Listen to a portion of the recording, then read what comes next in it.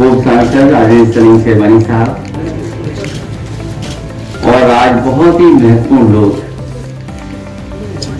बहुत ही जिनके पास राजनीतिक अनुभव है, वो समाजवादी पार्टी में शामिल हो रहे हैं। मुझे खुशी है इस बात की कि अलीगढ़ और आसपास में बहुत बड़े पैमाने पे प्रभाव रखने वाले, कई बार विधायक रहे, सांसद रहे, ऐसे नेता आज समाजवादी पार्टी में शामिल हो रहे हैं। श्री ब्रजेंद्र सिंह जी पूर्व सांसद जी का मैं बहुत बहुत स्वागत करता हूं, धन्यवाद देता हूं। साथ ही एक चौधरी लियाकत अली साहब हैं जो पूर्व में कैबिनेट मिनिस्टर का दर्जा मिला रहा सहारनपुर के, मैं उनका स्वागत करता हूं। लोधी राकेश राजपूत जी का स्वागत करता हूं। राम दुलारे भार्गव और उनके साथ बड़ी संख्या में जो साथी आए हैं, जिम्मेदार कार्यकर्ता नेता, पूर्व ब्लॉक मुख्य रहे हैं सिदौली के, मैं उनका और उनके साथ जितने भी सहयोगी साथी हैं उनका भी बहुत बहुत समाजवादी पार्टी में स्वागत करता हूं। सपना नहीं है, हमारी इच्छा यही है हम समाजवादियों की कि जो अधूरा विकास, जो अधूरी विकास की योजनाएं छोड़ दी थी, जिस रास्ते पे उत्तर प्रदेश को ले जाने का काम समाजवादियों ने किया था, हम समाजवादी नीतियों को, कार्यक्रमों को और अपने सिद्धांतों को पहुंचाएंगे और हमें भरोसा है कि जनता उन सिद्धांतों, कार्यक्रमों को समझ करके हमें समाजवादियों को फिर एक बार मौका देगी। वहीं जो हालात हैं देश में, किसान के ऊपर इतना अन्याय किसी सरकार ने नहीं किया होगा।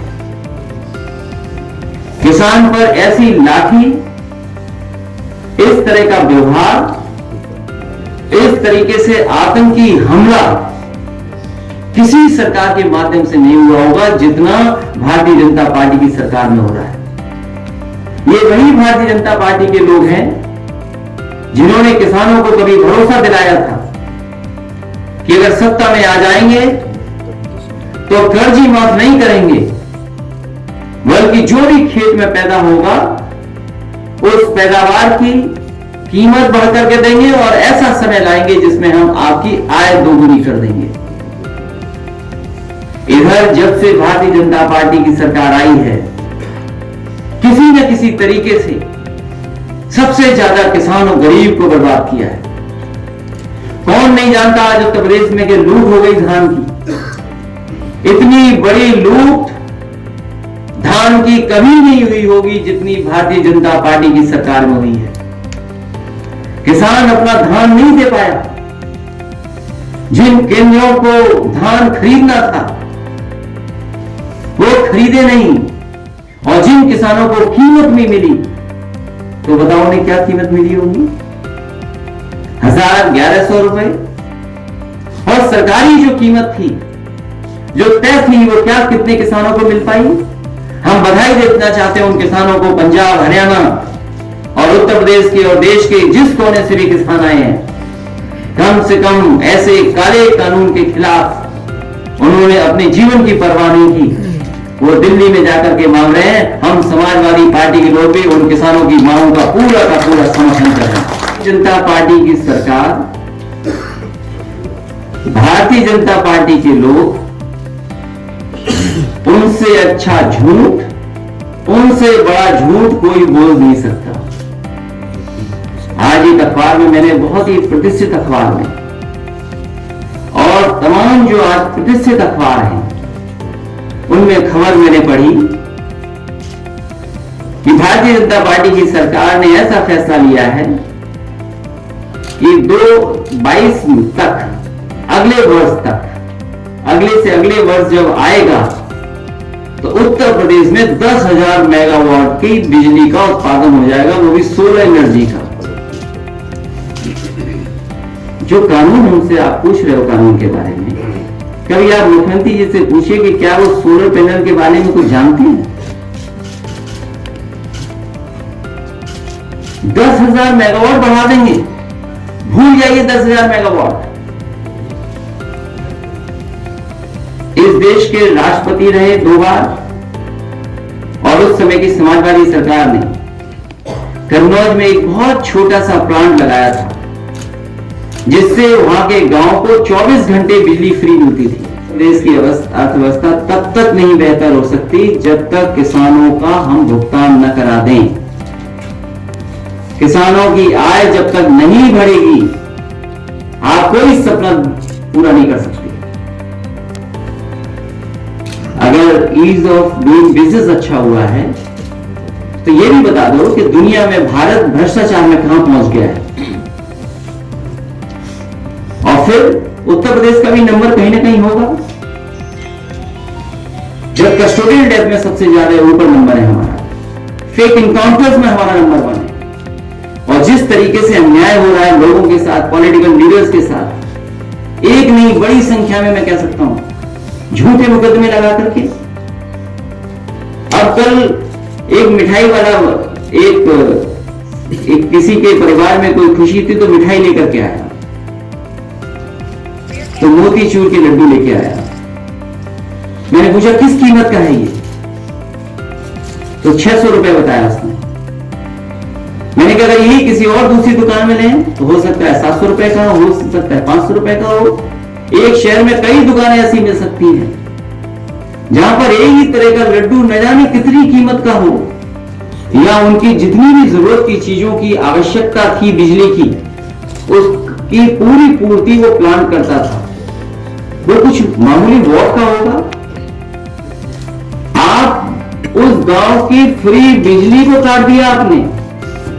आपकी जिम्मेदारी यह होती कि जो समाजवादी पार्टी की सरकार ने वो व्यवस्था लागू की है, अगर वो अच्छी व्यवस्था है तो पूरे उत्तर प्रदेश में क्यों नहीं फ्री बिजली दे पा रहे हो। अगर वो व्यवस्था लागू करते तो आज शायद हमारा किसान खुशहाल होता। और मैंने कई प्रेस कॉन्फ्रेंस में यहीं पर आपसे भी कहा है, भारतीय जनता पार्टी ये कहती है कि हमारे एक मिस्ड कॉल व्यवस्था थी और मिस्ड कॉल व्यवस्था से उन्होंने दुनिया की सबसे बड़ी पार्टी बना दी। मिस्ड कॉल करिए, भारतीय जनता पार्टी का सदस्य बन जाइए, दुनिया की सबसे बड़ी पार्टी बना ली। हम उन्हीं भारतीय जनता पार्टी के लोगों से जानना चाहते हैं, वो नंबर हमें बता दो, वो स्थान हमें बता दो जहां पर किसान को धान अपने पहुंचा दे और उसको कीमत मिल जाए।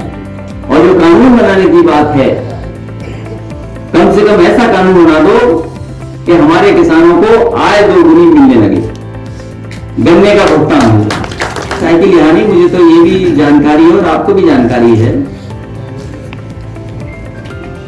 हमारे प्रधानमंत्री जब दुनिया के दूसरे हिस्से में गए थे, वहां के प्रधानमंत्री ने एक साइकिल दी थी प्रधानमंत्री ने। और मुझे लगता है ये जो मंत्री हैं चल रहे हैं साइकिल पे, और लोग भी चलते हैं, कई लोग चलते हैं, क्योंकि साइकिल गरीब की है, साइकिल किसान की है, साइकिल नौजवान की है, साइकिल उनकी भी है जो 2 लाख हमारे जवान भारत में उत्तर प्रदेश के ही सेवा कर रहे हैं सीमा। और समाजवादी पार्टी की साइकिल है, इससे अच्छा चुनाव चिन्ह हो ही नहीं सकता कोई।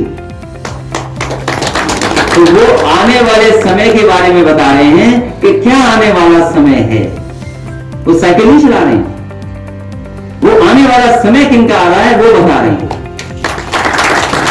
बजट का पैसा किसी ने दिया था तो समाजवादी सरकार ने दिया था, उसको आप ऑन रिकॉर्ड निकाल लीजिए। और सबसे ज्यादा लैपटॉप भी अगर किसी ने यूनिवर्सिटी में बच्चों को आगे बढ़ने के लिए, पढ़ने के लिए अगर किसी ने दिया है तो समाजवादी सरकार ने दिया।